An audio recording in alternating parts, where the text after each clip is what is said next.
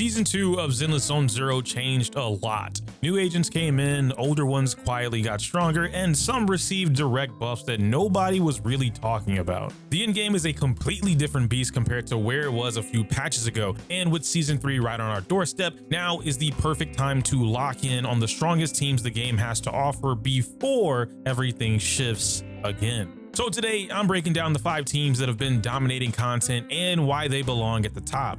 Now, we do have some exciting agents coming in Season 3. Velina, in particular, looks like she could shake up the anomaly landscape in a big way, and we just saw some stuff with Remiel. But the core of what I'm covering today is built on a strong enough foundation that even after those releases, this will still be a relevant reference point for where the meta stands.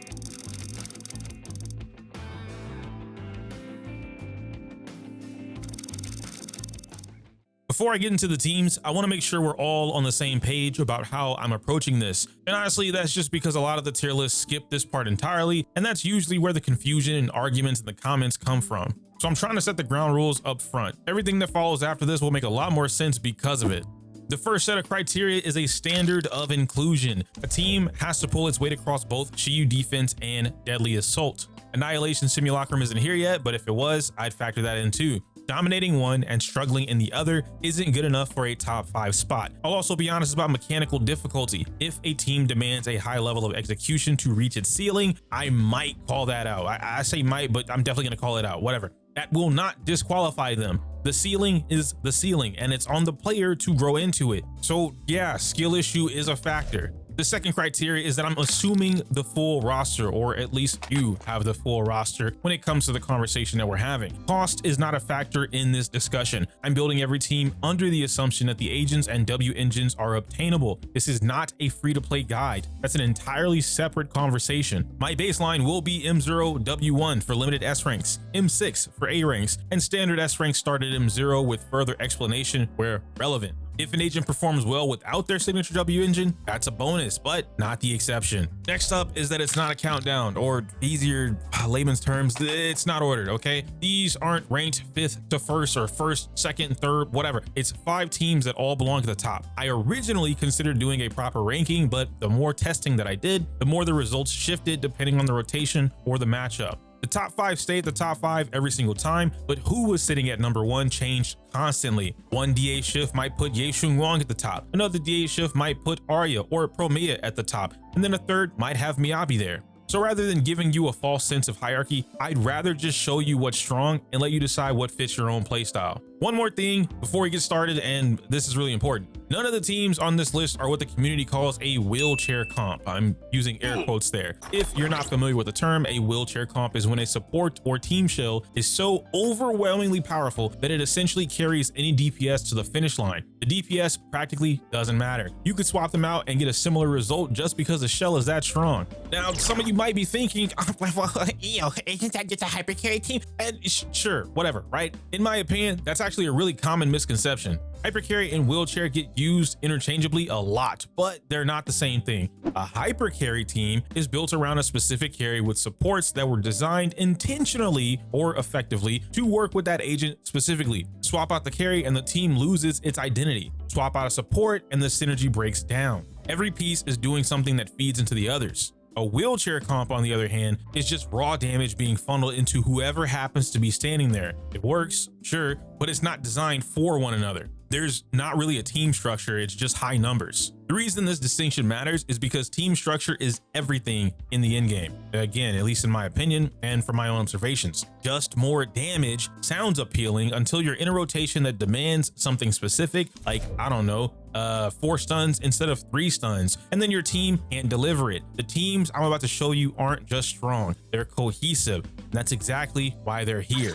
First up, and this shouldn't be a surprise to anyone, we have Ye Shunguang's premier team. I don't think there really needs to be an argument that she is the single strongest attack agent in the game right now. One of the key things that separate her from every other DPS on the roster is her on-demand stun window. No other agent in Zenless can use an Ether Veil vulnerability to slap a stun damage multiplier on top of the enemy's head whenever they want. That's not something to just gloss over. It's a fundamental advantage Ye Shunguang gives herself and is one of the primary mechanics giving this team its absurd power. Her raw damage output is ridiculous, her kit is incredibly self-sufficient for an on-field DPS, and she is exceptionally well suited for bosses that like to move around a lot. This is where you think of bosses like Primordial, Vesper, and anything else that refuses to sit still. The matchup spread for this team is overwhelmingly positive, and the skill floor to get results is genuinely low. You can literally face roll your way to clearing any endgame if you really wanted to.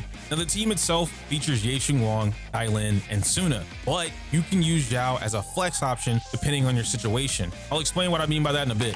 Tai Lin is the premier stun agent in the game that nobody should be arguing about, but she's especially strong when paired up with YSG. She brings a King of the Summit buff, has an extra ultimate for free, increased stun damage multiplier, and what I keep describing as Ultra Instinct, aka Enlightened Mind, all while contributing a 40% damage bonus to the entire team. The one catch on this team specifically is that she requires manual chain attack turned on to efficiently pilot the team. So there is some layer of execution involved, but I promise you it's not that hard. Suna completes the team by providing easy and frequent Ether Veil activations, Moonlight Lullaby buffs, huge combat attack, a damage bonus from her engine, and a flat 1050 attack buff. All of this making her the preferred support by a long shot. However, there are some conditions to make Zhao the better option. You basically trade frequent Ether Veils for situations where the enemy's stun damage multiplier can't stack any higher than 210%. She still gives a comparable combat attack bonus and a similar flat attack buff.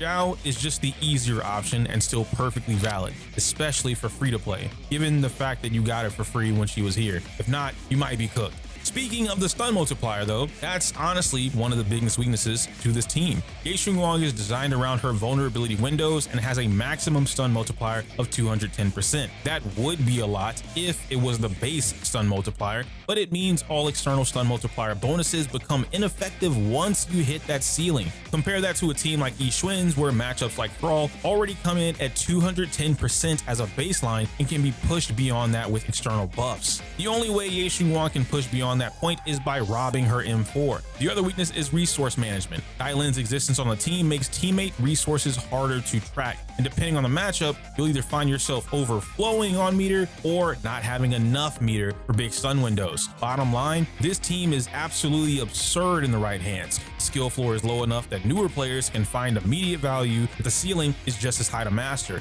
If you're looking for a starting point on this list, this is a strong one. Next up is Angels of Delusion, and before anyone says anything, yes, they absolutely belong here. Arya is the second strongest anomaly DPS in the game right now, operating in a hyper carry style that is a bit unorthodox for the standard anomaly archetype, where most anomaly carries lean on disorder or flat attribute counters as their primary damage type. Arya is centered around the blooms. I already have a video on the channel explaining why that separation matters, because a bloom damage is positioned to remain highly relevant going into Season 3, while disorder dependent teams may see more volatile matchups. Cough, cough, Miyabi. This team is the literal idol group from the game. Arya, Nangong Yu, and Suna. Yuzuha slots into a flex option here too, and yes, I will explain that later, just like I did Zhao. Arya herself is designed as a stun-focused burst DPS, and one of the most approachable anomaly agents in the game to pick up and play. Nangong Yu is arguably the fastest stunner in the game, bringing a 30% stun multiplier, a 25% damage bonus, an additional 30% from her engine, and 30% extra team-wide anomaly buildup against stun enemies, with a further 30% on chain attacks. Even if you throw the paper out of the window, she's undisputed in her position on the team. You aren't swapping Nangong Yu out in an Arya team unless the enemy stuns itself. Suna provides the same package she brings to the Ye Shunguang team. Easy and frequent Ether Veil activations, Moonlight Lullaby buffs, huge combat attack, blah blah blah blah blah. I literally just said it earlier. Then there's Yuzuha, who is more than adequate enough to flex if you need her, or if she's all you have. With a whopping 1200 attack, 20% disorder and anomaly damage, a 15% damage bonus, and additional options depending on your W engine, just because she's not the go-to in Angels of Delusion doesn't take away from the fact Yuzuha is the premier support for all anomaly comps. The main weakness of this team is daze management. With the team being heavily stun oriented, you can run into situations where resources are overcapping and finding effective usage windows between stun rotations becomes genuinely tricky. If you pay attention to most most of the high score runs, you'll notice they always burst out of stun combos with Arya because she gains her meter so fast before the first stun. Arya also can't brute force matchups with heavy anti-anomaly mechanics, so those are the situations where this team really has to work harder than most. Then there's the fact Nangong Yu is an ether agent, and that ether attribute dilutes Arya's anomaly damage output. Arya, obviously, has more damage to contribute on her own, but the way anomaly damage calculates is based on everyone's addition to the meter, not just the DPS. And optimizing around Nangong's inherent buildup to avoid overcapping requires a degree of active resource management that players should be aware of before you go into the fight. In conclusion, AOD has a very low skill floor, a favorable matchup spread, and clear longevity going into Season 3. If you can keep your resource management clean and pilot them efficiently, this team rewards you big time for it. Also, small editor note here because I do think they are very similar. Arya is slightly ahead. In the position that you don't have Arya and you have Promiya with Yuzuha and Nangong Yu, replace that team with this team. Like it's not that drastic of a difference. Third on my list is one of my favorite teams from Season 2, Pink Lightning. The Cecilia and Seed team is arguably the most mechanically demanding team on this list. If you're familiar with Wuthering Waves gameplay, this team is basically the equivalent of Mono Fusion or the Kartithia, Chisa, and Shakona comp. And similar to those teams, it's one of the most rewarding to execute correctly. What makes this team genuinely unique is the dynamic between its two primary damage dealers. Cecilia and Seed don't operate in a traditional carry and support structure. They alternate between main and sub DPS roles, each one buffing and enabling the other in a quick swap loop that, when executed properly, produces an almost even damage split between the two of them.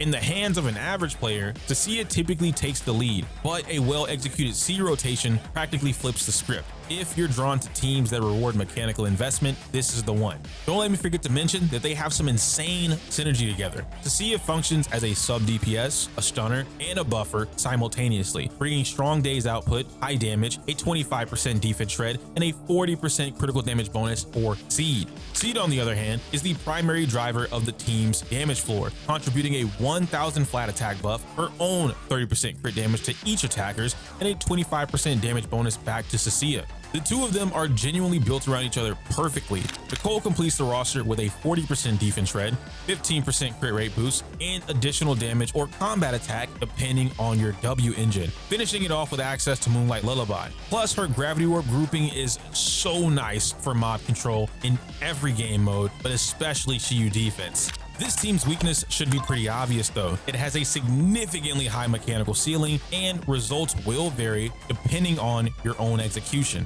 From a longevity standpoint, both Seed and the broader team structure carry some vulnerability to future meta shifts given their combination of older units, and eventual teammate replacements may be limited. It also struggles in anomaly heavy content, which is what I expect to be dominant again in Season 3. Bottom line is, if you master it, this team delivers top 3 levels of DPS output. Yes, I said top 3. Coming in as a team that I believe is one of the most complete designs in the entire game, I'll call it Bow Hunter. If there is a character on this list that most cleanly represents what a complete, self-sufficient DPS looks like in Zenless Zone Zero, it's one that involves Ye Shunguang. Her kit functions at an incredibly high level without needing her teammates to enable her. She provides her own 40% crit damage bonus and 60% damage bonus internally. She has reliable ways to generate her own resources and operates as a stun burst DPS with access to multiple ultimates. You can even change that from being a stun burst or a burst DPS to a sustained DPS. She practically does whatever she wants. Her teammates aren't here to wheelchair her across the finish line. They're here to make an already strong agent more busted. Being a rupture DPS also means Ye Shunguang benefits from the class's inherent defense ignore, which translates to highly consistent performance across virtually all content and very few genuine counter matchups. The team is pretty forgiving when it comes to learning how to play them, while simultaneously rewarding high skill expression. I can't say that for every agent though, let alone team in the game. Now, the actual team consists of Ye Shunguang, Dailin, and Lucia. Dailin brings the same toolkit she provides to the Ye Shunguang team: King of the Summit buff, big PP damage amps, an extra ultimate, increased stun multiplier, but the key difference here is that Ye Shunguang's stun multiplier is not capped the same way that Ye Shunguang's is. external stun buffs continue to push Ye Shunguang's output higher, which is one of the more dominant reasons this team's ceiling keeps climbing with each new Rupture investment. Lucia is a pure support in this context, contributing 900 sheer force, 25% HP, a 30% crit damage bonus, 20% damage bonus, easy access to Moonlight Lullaby, and an additional 25% damage bonus with a 15% HP through her signature. Yes, that's a lot of stats. I'm telling you, she's literally a stat stick, quite literally making her one of the most efficient supports on any Rupture team she joins. Similar to the other teams, they also suffer from improper resource management. Ye Shunguang's meter and decibel economy can be genuinely difficult to track if you don't take the time to learn it, and mismanaging either one will cost you damage in ways that aren't always obvious in that moment. She also operates less effectively in low defense content, thanks to her Rupture class. It's one of the few matchup types where her inherent advantage works against her. Ultimately, this has been an incredibly dominant team for the entirety of Season 2, with a crazy high ceiling and almost zero bad matchups. If you're looking for a team that will grow with you the longer you play it, this is the one.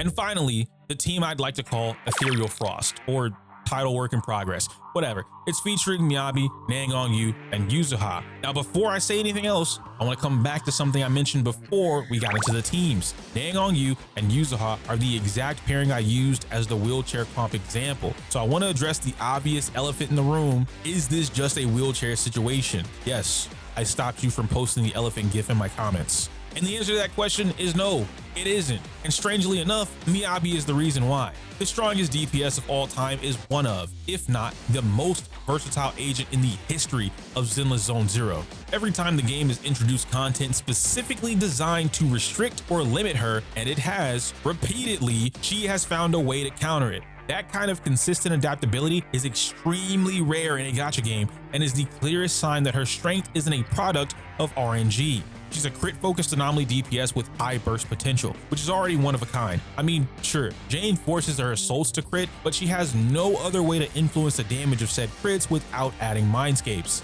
In Miyabi's case, what Yu does specifically for her is enable that burst playstyle at its ceiling, the 30% stun damage multiplier, 25% damage bonus, 30% engine bonus, and the anomaly buildup Nangong provides stacks directly with Miyabi's polarity disorder. She's not a generic agent on a generic team doing generic shell things. It's a specific enabler unlocking a dedicated mechanic at a higher level than any alternative would. Lycon doesn't do it, King Yi doesn't do it, and Dailin definitely doesn't do it. Yuzuha completes the team by supporting Miyabi's anomaly buildup in a way that frees her to run an attack-focused stat spread, which feeds directly back into the sustained DPS playstyle. So just like Ye Shunguang, Miyabi can also run sustained DPS, burst DPS, anomaly DPS, crit DPS, I don't give a fuck DPS. And Yuzuha makes that even easier by bringing in a whopping 1200 attack, 20% disorder and anomaly damage, 15% damage bonus, oh, and flexible W engine options, making her the perfect third teammate.